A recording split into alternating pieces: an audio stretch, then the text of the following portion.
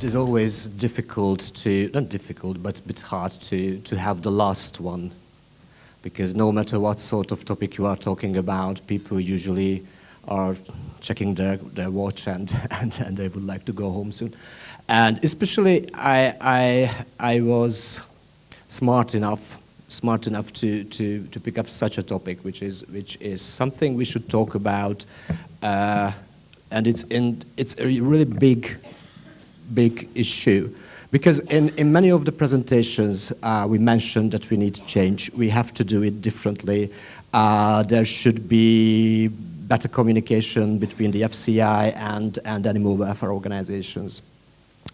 First of all, I would like to ask, who are the ones who keep a dog at home? Just raise your hands. Okay. And who are the ones who keep the dog chained up? And why? Why not? Because in many countries, and I think here in Lithuania as well, it's still an issue. It is an issue in Hungary, in many countries. It is still an issue why people are keeping their dogs chained up. Why?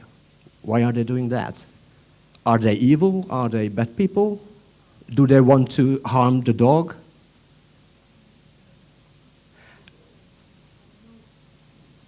Yeah, we heard knowledge. It's cheap. Yep.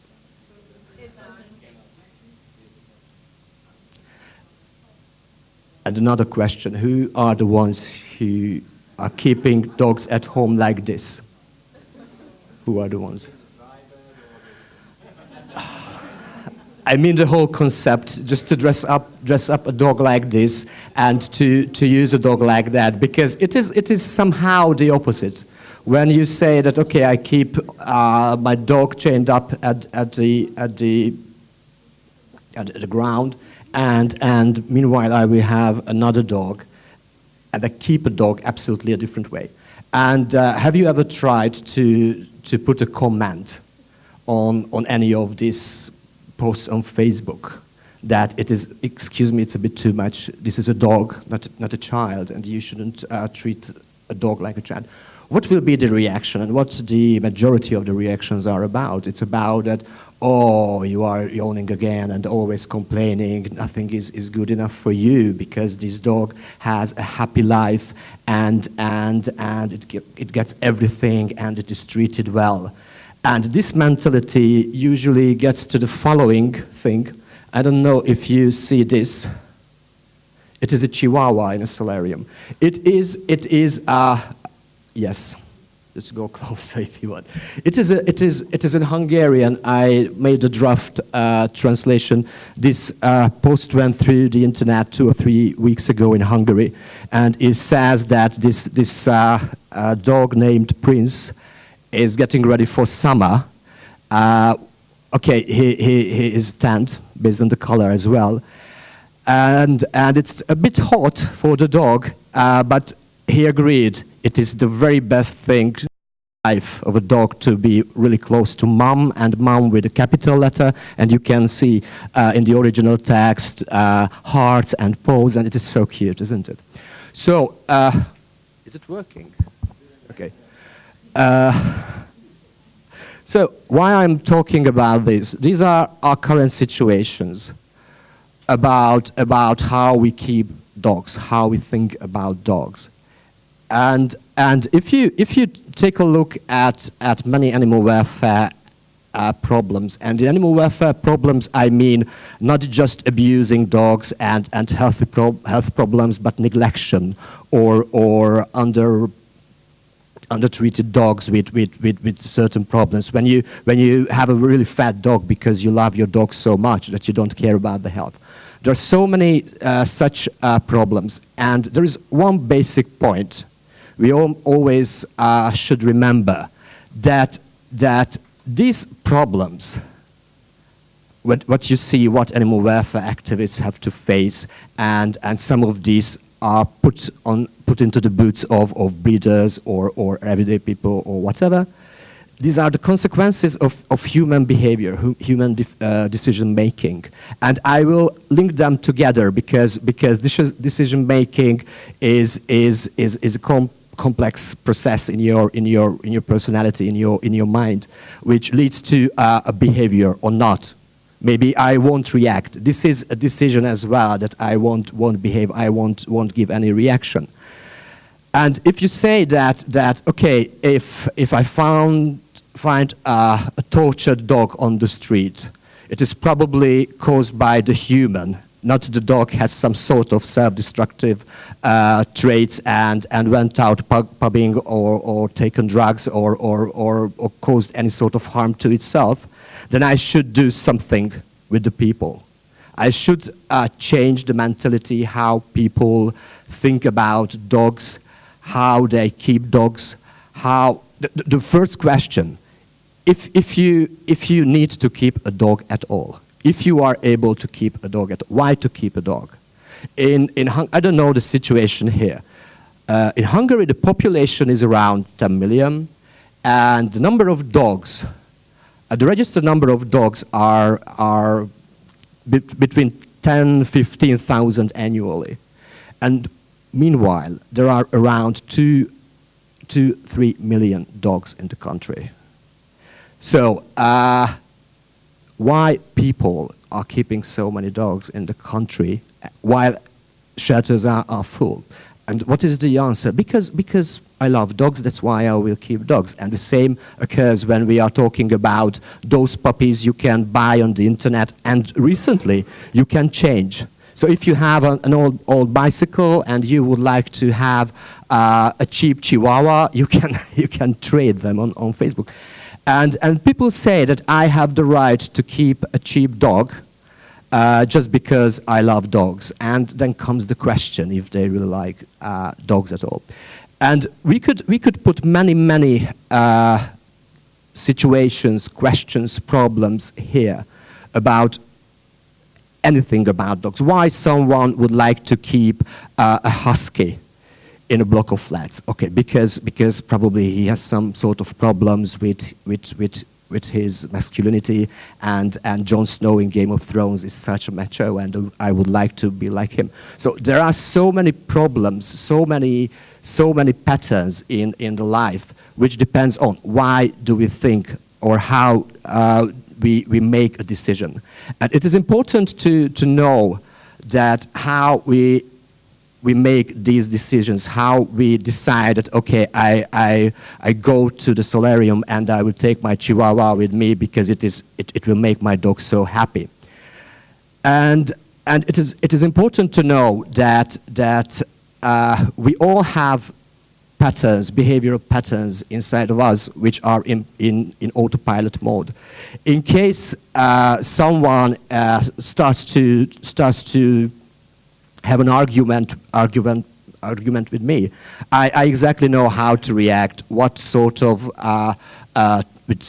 tone, if I want to hit him in the face or whatever. So our everyday behavior is really inside of us, and many times we don't really think through why we are reacting that way.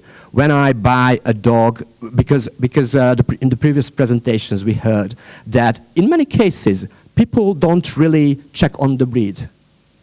I just want that sort of dog. I saw that this breed, for example, is the new favorite of Paris Hilton, and I would like to have the same. That is the first motivation. There are all these hidden decision-making things, and yes, some theater, too much. So we always say that we are smart, we have knowledge, we make decisions, etc., etc. But it is not true all the time. In many cases, we make decisions automatically, and it is important to know how not to know, because it is a really complex thing in psychology, but it is really important to understand the basic steps. First of all, we have we have some things written in our genes. It is always an interesting scientific field if the human is aggressive or not. Is it coded in the genes, or the environment is the one which is responsible for an aggressive behavior? So we have some things in our genes. We have a capability to be very talented in something, for example. And then comes the thing that I think all breeders know, and I hope all breeders know, that the socialization period while our brain is developing.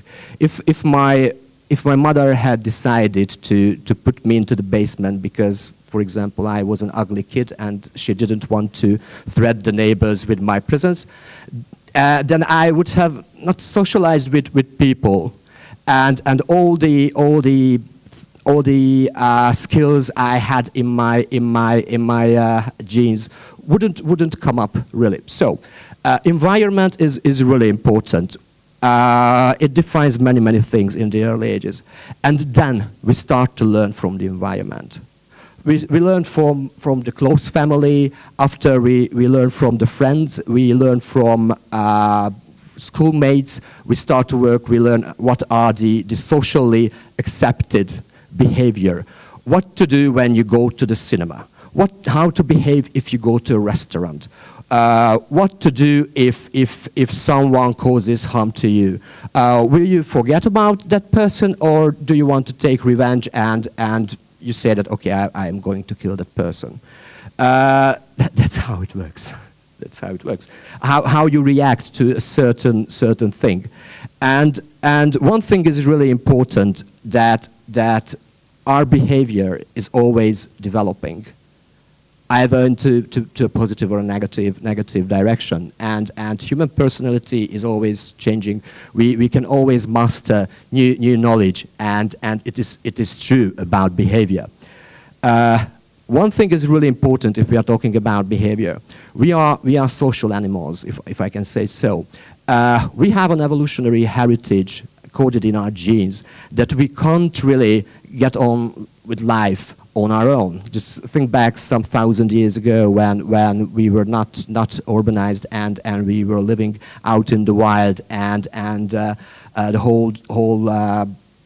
whole kingdom of wild animals were a real threat to human.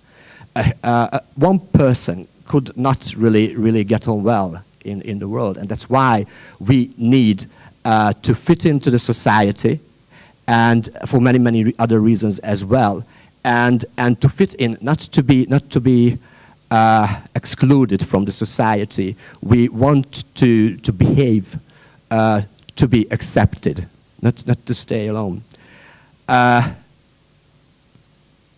And this describes many times how I behave, how I make a decision. I wouldn't talk about the religious part. I wouldn't talk about many things, just some basic concepts, because we are talking about how to make change for the future. How can we do that? First of all, there is my belief, what I accept as a socially approved behavior. And then comes the tricky thing, what I think others think is the accepted and socially approved behavior. In many cases, we just act on a wrong way because we think because of the many different inputs from society that this is how society should work.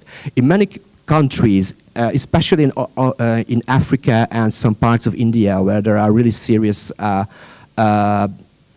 problems within society and they would like to improve. And there are many absolutely unsocialized behaviors. They made many studies, and they found that in many cases people didn't really like that sort of behavior pattern, but they did that because they thought that the others one would like to do that. And then comes a question, that whose opinion matter?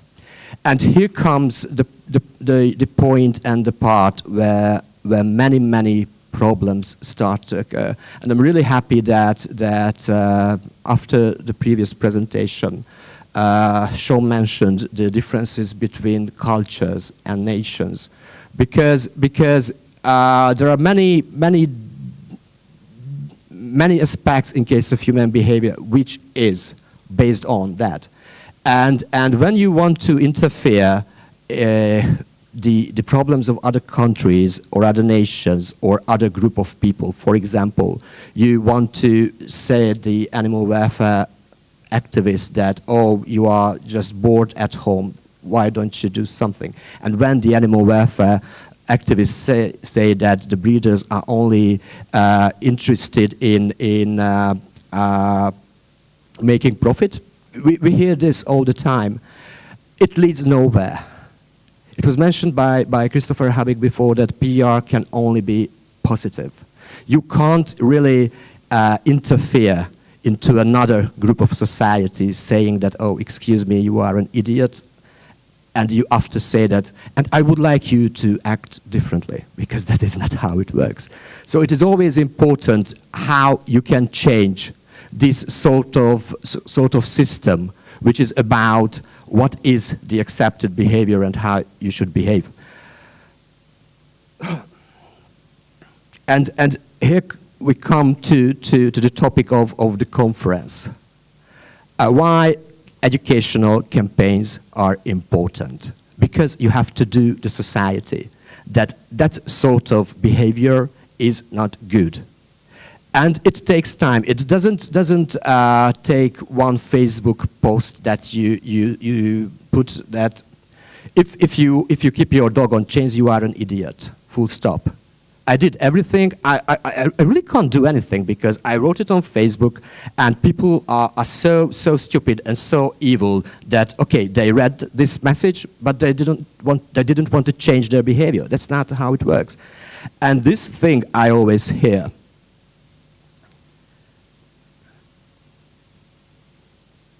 That why to talk about absolutely natural things when those ones who should read it, they will never read or never hear it or whatever. First of all, I have a Hungarian blog, and I write about really controversial topics, and sometimes and it is linked to one of my official Facebook pages. And when I have a really controversial article, I can see that how many people unsubscribes from my Facebook page. So it is not true that people don't read those things which are negative. But this is not the main reason. The main reason is that many people have no exact idea, exact 100% defined opinion about something. Maybe they think that, for example, nurturing dogs can be good or can be bad. What to think about that? Many people need guidance. They need someone to show what to think, what is true. That's why you have to communicate to people. And to putting everything together, and now from the aspect, I try to put all this whole concept onto the level of animal welfare. Some problems, why changing society does not really work currently. Which one of the variety of different opinions should be socially approved? A very extreme example. There are, in Hungary, on Facebook, there are really serious and fiery debates about nurturing dogs. The shelters are full of dogs, but people say that, okay, dogs are overpopulated, and the other group says that it is animal cruelty. It is animal cruelty because you cut your dog, and come on. And the next stage is that dogs have the right for love and all the motherly emotions in case of a bitch. Which is, so there are two extremist point of views, which one to promote and which one to turn into a socially approved behavior which is accepted by the society. Or in case you you are talking about dogs used for different sort of services. Do you want to force your idea that you have to absolutely humanize a dog, keep in a flat, etc., in case if it's a huge guarding dog? Would you like to have the same? No.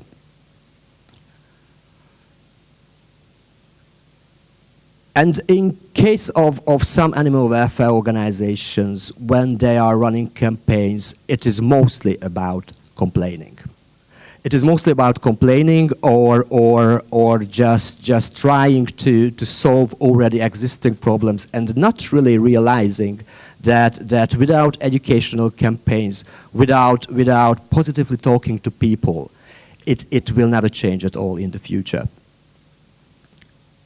The other problem is that we don't really understand not just each other, but ourselves as well. We don't know how this whole process with changing mentality, changing the system of behavior really works, how to change others. And it is directly connected that we don't really know how to communicate effectively, how to solve problems. If I have an argument with someone, or if we have absolutely different interests or point of views, how to solve that situation.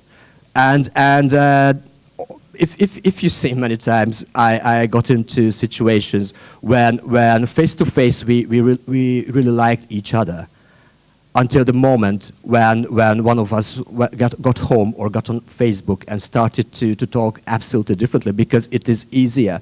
Solving problems is always a tough issue. You need to have routine, you need to have knowledge, and people kind of forgot how to do that.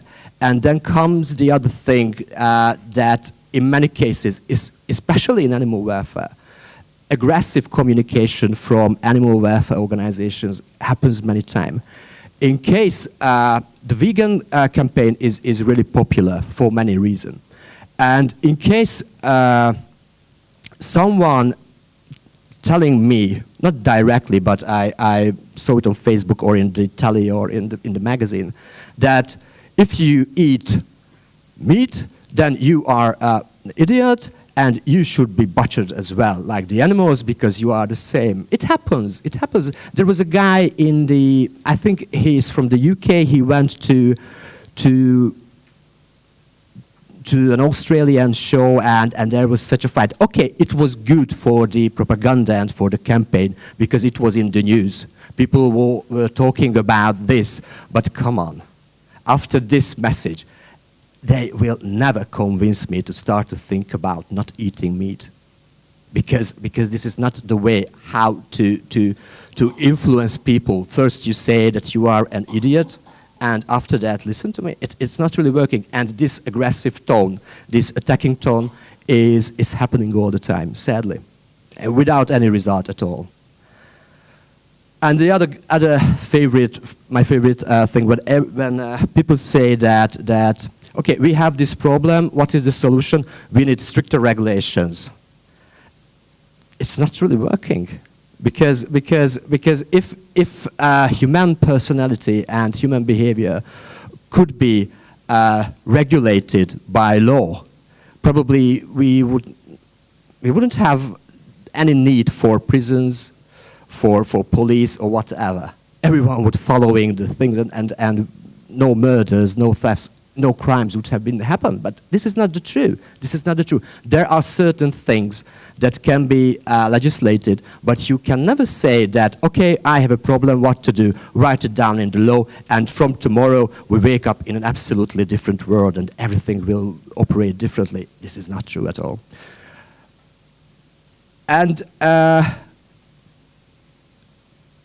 And the other one is when the problem can be when the object of the communication campaign, what we would like to communicate, is absolutely, not absolutely, but false, or absolutely, totally false. And many times we just want to present that we are doing something because it looks great. We would like to present that we are doing something, and it is true in case of kennel clubs. It is true in case of animal welfare organizations, because we have to present what we are doing. But in case it has a false objective. It can push things into an absolutely negative, and it has a mechanism when it will build up a trend, which trends can be good. But for example, the trend when we were talking about crossbred and purebred dogs, which one is healthier? And there is a concept that crossbred dogs can only be healthy because they can only inherit the good genes.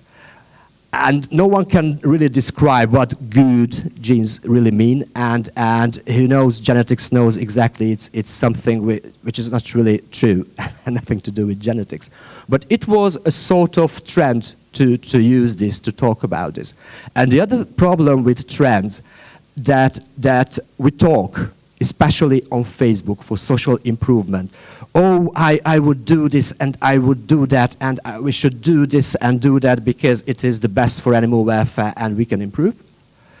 And when you say that, okay, let's go and do that, nothing happens. It is just, if you do something just because you want to present yourself as a good person, it is empty. It is empty. The same is true in that case. It is perfectly presents what I want to express.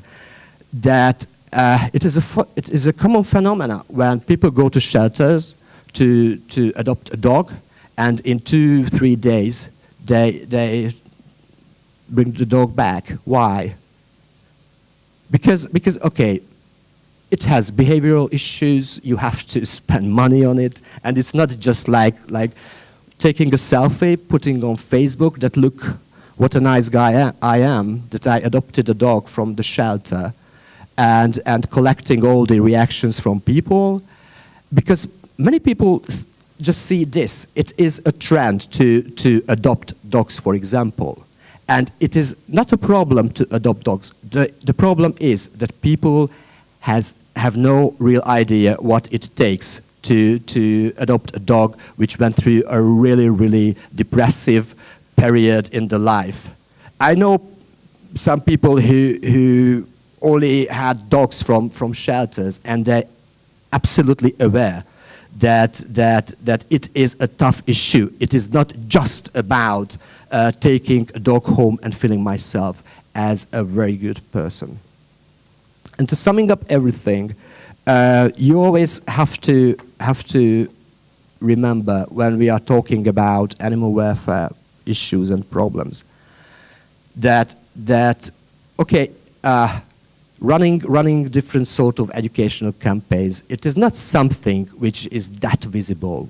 You can't make such a huge fuss around it, but it is really important. So you can concentrate only on rescuing dogs or whatever, but if you don't take care about human personality, and you don't want to cure that false behavior leading to all these problems, then you will just go around and nothing will change at all. Thank you.